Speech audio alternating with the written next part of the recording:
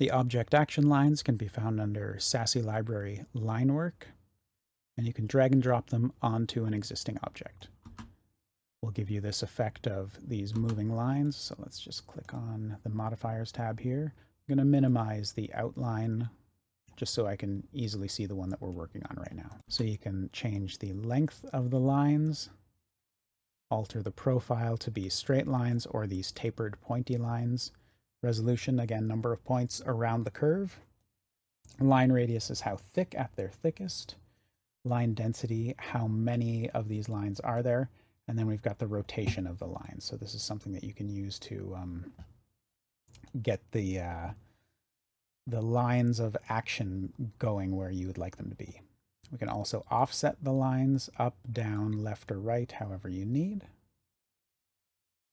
And then an offset away from the mesh as well.